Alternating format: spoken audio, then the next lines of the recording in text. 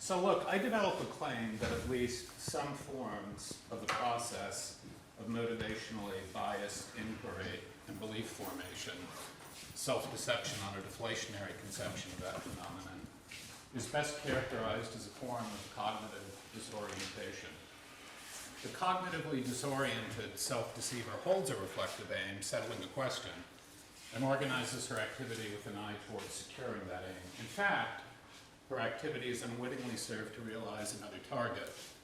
That's how, during self-deceptive inquiry, the self-deceiver takes herself to be engaged in the same task she carries out when settling questions aptly. So self-deceptive and non-self-deceptive inquirers frequently have something in common, of course. They work hard for what it is they come to believe. What's less clear is what they share when it comes to the characterization of how it is they come to believe as they do. A familiar view, intentionalism about the process of self-deception, has it that anything worth calling self-deception is mediated by some self-deceptive intention. The only thing that's important for my purposes here is that on that intentionalist account, the self-deceiver is trying to do something the typical inquirer is not trying to do. The inquirer is trying to settle a question. The self-deceiver is, for example, trying to deceive herself or trying to bias her cognition in the direction of key beliefs. So in that view, a self-deceiver exerts intentional control over what it is she comes to believe, a kind of control not exercised by the non-self-deceptive inquirer. Now, just a quick characterization of the behavior of self-deceivers.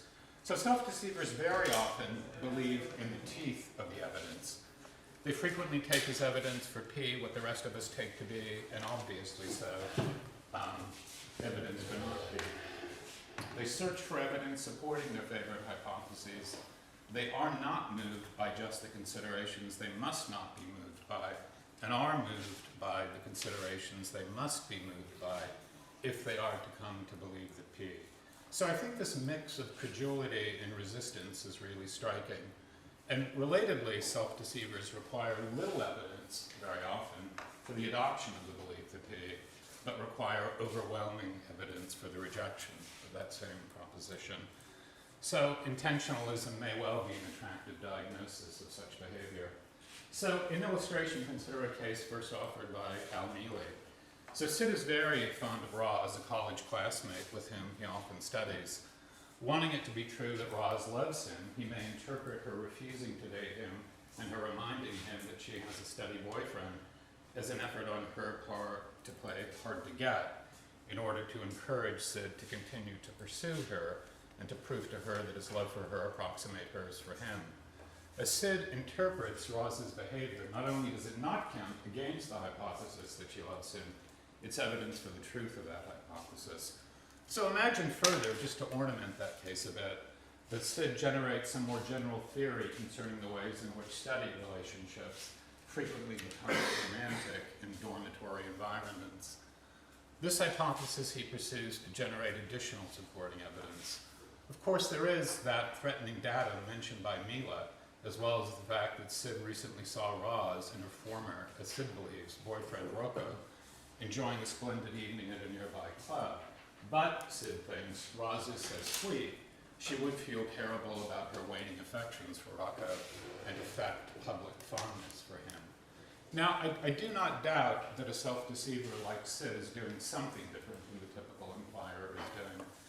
The self-deceiver is carrying out inquiry in ways that display robust sensitivity and responsiveness to a different aim than the typical non-self-deceptive inquirer. The self-deceiver carries out inquiry in directionally biased fashion. What I doubt is that they have different intentions or are trying to do something different. Both are trying to settle the question. It's just that the self-deceiver is subject to cognitive disorientation. So quickly, a couple of examples of spatial disorientation that, alas, I'm going to take pretty seriously. So Roy Wrong-Way Regals. During the 1929 Rose Bowl, Regals playing for Cal picked up an opposing player's fumble and sought to evade tacklers. He then raced toward his own goal, nearly scoring for Georgia Tech, before being tackled by his teammate just short of the goal line. I was running toward the sidelines when I picked up the ball, Regals told interviewers. I started to turn to my left toward Tech's goal. Somebody shoved me, and I bounded right off a tackler. In pivoting to get away from him, I completely lost my bearings. So then the graveyard spiral. That's associated with a return to level flight following an intentional or unintentional prolonged bank turn. So for example, a pilot who enters a banking turn to the left will initially have a sensation of a turn in the same direction. If the left turn continues, the pilot will experience the sensation that the plane is no longer turning to the left. At this point, if the pilot attempts to level the wings, this action will produce the sensation that the aircraft is turning and banking to the right. If the pilot believes the compelling illusion of a right turn, she'll re-enter the original left turn in an attempt to counteract the sensation of the right turn. And if the pilot fails to recognize the illusion, the plane will continue turning left and losing altitude until it impacts the ground. So these cases are interesting from my perspective, these cases of spatial disorientation, because they're cases in which a subject has a reflective or personal level aim, takes herself to be pursuing that aim, yet acts intentionally in ways that are at odds with her achieving that aim. The pilot and regionals intentionally act with an eye towards securing some end. In the case of the pilot, she's trying to steer out of harm's way. Yet in acting as she does, she engages in activity that's apparently orchestrated in ways that thwart the securing of that reflectively held aim. So the cases involve, by my lights, first, the confusion of aim. The agent's intended reflective goal or aim has been confused with another. The agent takes himself to be pursuing one goal when, in fact, he's intentionally acting in ways that unwittingly contribute to the securing of some contrary end. Regionals, for example, intends to score for CaL. He's trying to do that. He almost scores for Georgia Tech. So those who are disoriented are generally subject to the confusion of aim. In the simplest sort of case, like that of regionals, that's the result of being bumped and turned around. No doubt there are many ways of entering a state of confusion of aim. As the graveyard spiral displays, there's a particularly, I think, pernicious route in which the agent receives misleading feedback during her inquiry. Feedback she uses to adjust her behavior in light of and in pursuit of her reflectively held aim, and it systematically misleads her. Call this misleading feedback. So inquiry as well is, I think, subject to a similar hijacking of our goals or aims in which confusion of aim and misleading feedback play a role. So now I want to just chat a little bit about that goal, settling a question, way too quickly. So when one's inquiry is directionally biased, after the manner of the self-deceiver, we can speak of a subject's having a particular target belief or a range of target beliefs more aptly.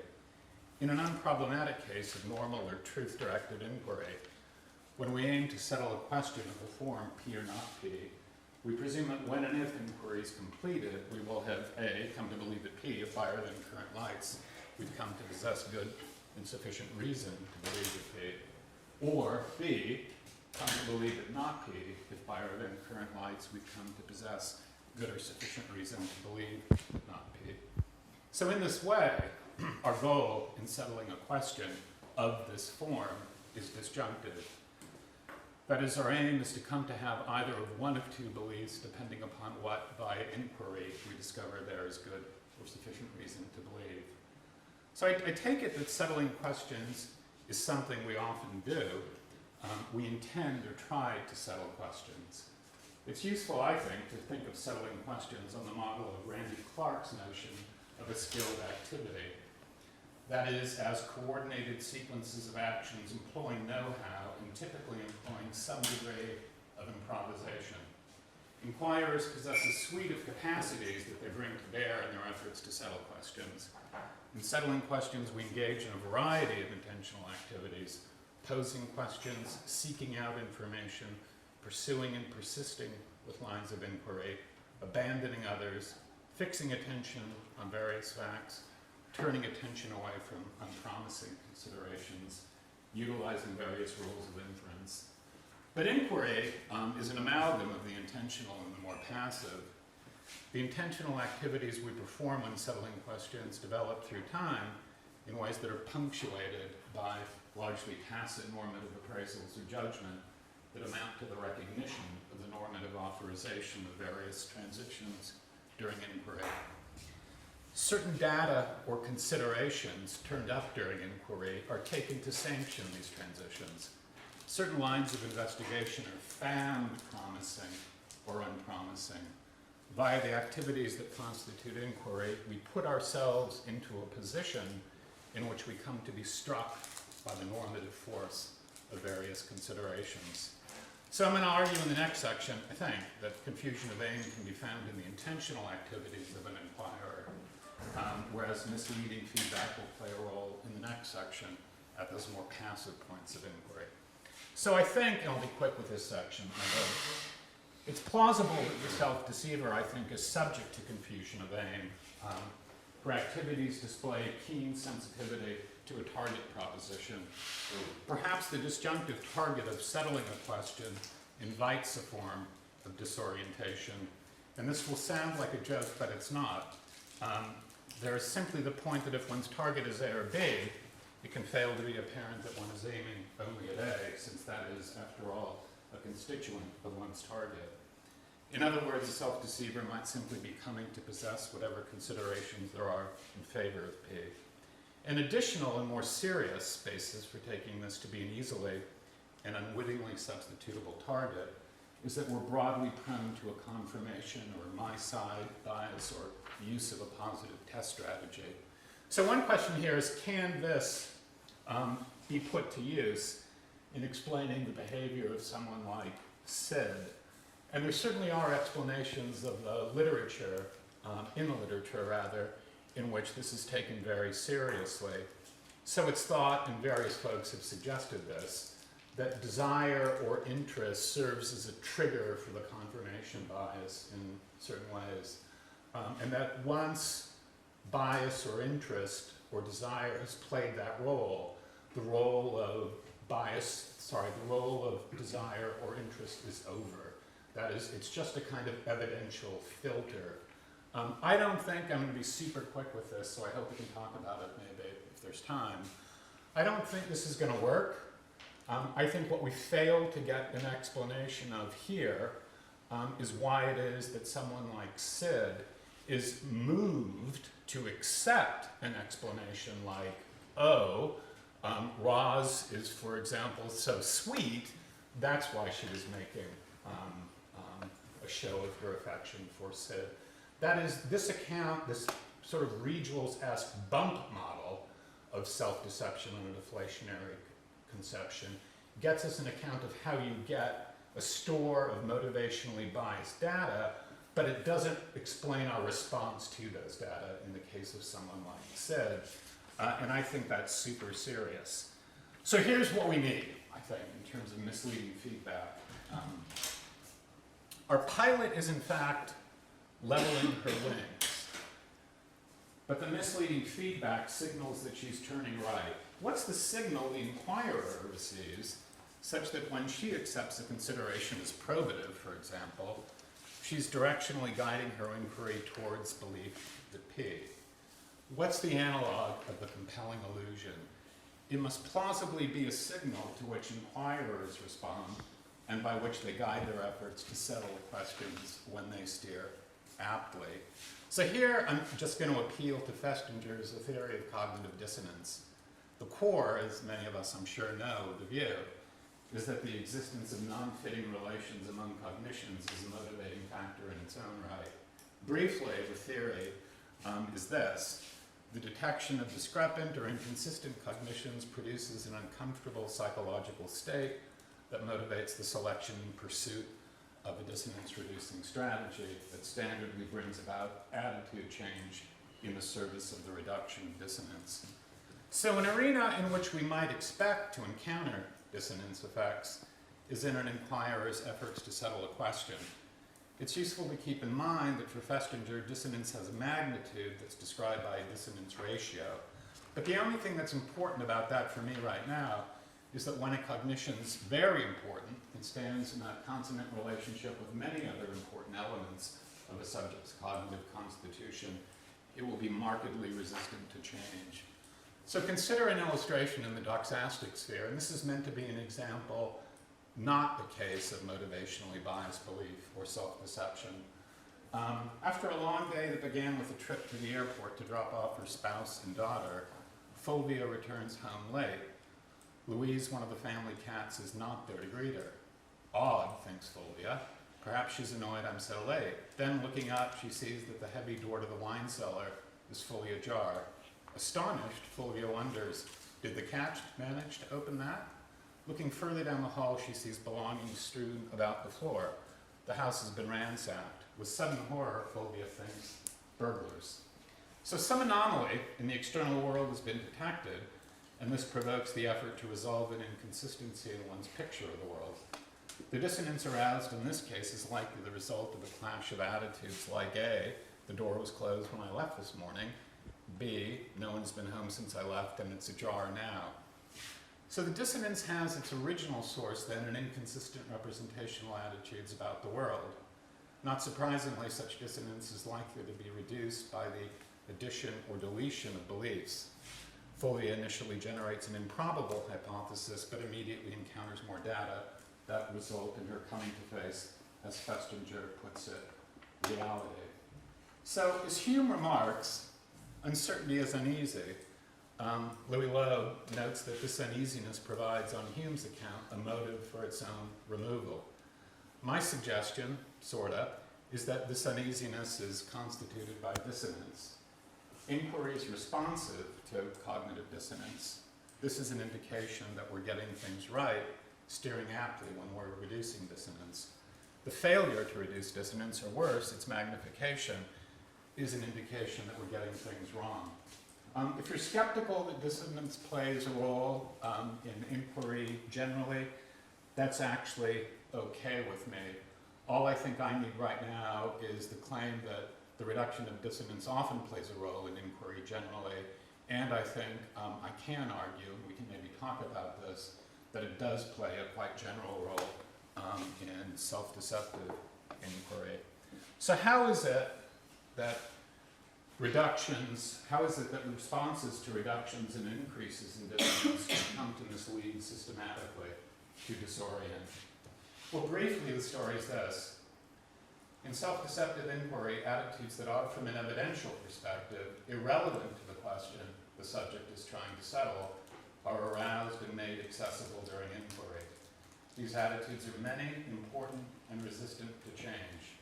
These attitudes are dissonant both with the original worrisome datum and with the inquirer's uncertainty. In reducing the dissonance provoked by the presence of these now salient, evidentially irrelevant attitudes, the self-deceiver's inquiry is subject to motivational bias via responsiveness to this misleading feedback. So I may go 2 minutes over, but we'll be close. So a case will illustrate. Klaus is a new PhD embarking on his first job search. His department assigns numerical ranking from 1 best to 5 lowest to each of its job-seeking students. Imagine that much hinges on this. Now, Klaus has done well by his lights, though he recalls with dread powerful Professor X seemed unhappy during his practice job talk. When he learns that he's received a 4, he's devastated. A week later, he returns in good spirits, tells colleagues that he called the placement director, noted to her his various successes over the years. The placement director responded that many faculty have exceptionally high regard for his abilities. She went on to second many of Klaus's remarks, and Klaus notes with pride made mention of the superb essay he had written for her own seminar some 2 years ago. The placement director concluded by noting that while she understands Klaus's displeasure, she wants to emphasize that Klaus has nothing to worry about, and that she's certain that he'll get an excellent post. Klaus continues, I've thought a lot about this. The low ranking just didn't make any sense. It wasn't the department, it was Professor X. He insisted on that low ranking. The rest of them are fully behind me. So the original dissonance in this case, I think, is generated from a conflict between, for example, such attitudes as, I've been given a poor ranking, and B, I expected a high ranking, or perhaps simply the faculty has high regard for me. As a result of this conflict, Klaus enters a state of uncertainty about a number of matters, such as, what's the meaning of my low ranking? Am I or am I not well regarded by the faculty? Imagine that Klaus's focal question is, Does my low ranking mean that the faculty has low regard for me? Various data bear for and against an affirmative or negative answer. So his view may be represented so. Possibly the faculty has low regard for me. Possibly it's not the case that faculty have low regard for me. What I want to claim then, and I'm running out of time so I need to stop, is that in circumstances like this, which such dissonance aroused, evidentially irrelevant attitudes, really of two sorts, are going to be aroused here and recruited during the course of his hypothesis testing. Those having to do with self-regarding attitudes from a dissonance tradition, some of us may know, sort of a self-affirmation and so forth, and dissonance involving expectations that involve goals of his, you know, being a productive academic, getting a post, impressing my parents, and so forth. So finally, as he engages in inquiry, data or hypotheses that tend to support the low regard view will be ignored, discounted, subjected to intensive scrutiny and reinterpretation. And this because their occurrence in thought increases dissonance. Data or hypothesis supportive or consistent with high regard will be pursued, elaborated, and then embraced with the same enthusiasm with which unfriendly data are resisted. And this because the entertaining of such data reduce or promise to reduce the dissonance associated with the openness of his question, his views of himself, and his expectations for his future. So I'll bring it to a close there and just conclude that I think the role of misleading feedback here that we noted in that case of spatial disorientation is played by reductions and increases in dissonance carried out in the midst of his hypothesis testing. There are a lot of objections to consider. I hope we can get to some of them, but I'll stop. I'll shut up.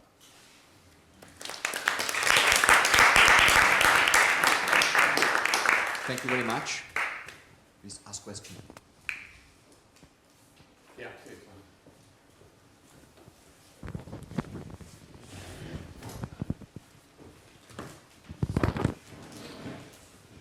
Thanks for the talk, Dion. Can I first try to reconstruct the argument? Sure, you know? yeah. That would be helpful. Sorry about this. So just to make sure that I understand this. So the idea starts with settling the question. Right. And in settling the question, our aim is we have this disjunctive analysis. Right. Either to come to have, our aim is to come to have either one of two beliefs, depending on what, via the inquiry we discover there is a good or sufficient reason to believe. Now, in self-deception, we have interference of confusion and misleading feedback. Right. And that causes the self-deceiver to actually treats just one disjunct all the time. So the person thinks that they're going both ways, but they actually keep going the same way. And what causes confusion and misleading feedback is actually the dissonance that arises. Yeah, right? that's right. So can I just add one thing? Yes. I hate to go on, but we might think that could be carried out and simply on that sort of simple regional test sort of bump model of motivation priming, say confirmation bias.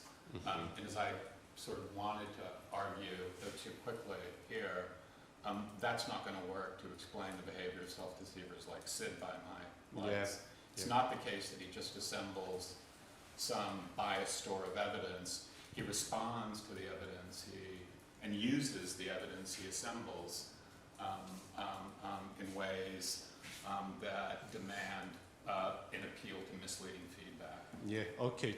So you practically, I think, answered my question. I was wondering where the dissonance comes from. So I read two of your papers on the motivation for self-deception, right. The one in News and the other one is philosophical psychology, if I remember correctly. Right, I think that's right. And I can't remember the exact arguments I actually engaged with them. How would you explain that? Can I give you one case? Sure, please. So do you know, it's a kind of an interesting case, Zelda Fitzgerald and Scott Fitzgerald. Okay. So Zelda Fitzgerald thought that Scott Fitzgerald is having an affair with Ernest Hemingway. Now, there's so when I kind of try to analyze these cases, I always browse media and stuff to see what people are really doing. So I found a case where a woman suspected that her husband is having an affair when they were on a vacation. he went to the restroom and then he didn't come back for a long time. And she said it has to be that he had an affair, man. It's such an unlikely thing for him to do. So the reason why she thought that he was having an affair is actually that this is the last thing you would suspect that he would do. That's right. And I think that Zelda Fitzgerald's case is similar to that. You know, she was interpreting Scott's friendship with Hemingway, you know. So what would cause dissonance in these cases? Yeah, so these sorts of cases, I kind of like these cases because I think what we see, Vladimir, in these cases is that an explanation of such motivational bias or self-deception can't be explicated merely in terms of the hedonic attraction of the lure of the belief that I'm going to end up being self-deceived about. Does that make sense? Yeah. That is, it's not simply hedonic. So what I want to claim, and I'll answer your question in just a second, I hope, is that what this shows, in part, it shows many things, but what it shows in part is that we're responsive to something more complex. We're responsive to the detection of inconsistency in a certain way. So what I want to claim, and I understand the awkward and artificial sound of this, is that in such cases, at least very often in such cases of what twisted self-deception or unwelcome believing, which is what we have here, what the dissonance is provided by attitudes in the form of expectations like, if my husband were having an affair, I would know about it immediately. I would never be the sort of, if I'm Zelda, I would never be the sort of person who could sit here at the bar like an idiot drinking my martini while my husband was being something by Hemingway, right? So that's what I want to claim. So it's these sorts of interests which So are playing. can I then ask, Yeah. why wouldn't you accept, I remember now your account, but why wouldn't you then accept Kent Bach's proposal that the salience of the unwelcome possibility actually prevents you from thinking? So Bach would say a welcome self-deceiver attends to the thought that he wants to be true, and an unwelcome self-deceiver cannot stop thinking about the dreaded possibility, and this inability prevents the person from, it just makes it so real that they start believing it. Yeah, see, I guess I think here, and I guess I want to agree that there certainly are such cases of sort of like precipitate unwelcome believing. But I guess what I want to claim here is that there's a version of what was going on in that Sid case. We want to explain just not only why she's got this picture of Hemingway and Scott, but why that picture is regarded by her as resulting in concluding the T. I think that's the crucial point, at least I think. Okay, thank you very much. Scott? Okay. Thank you.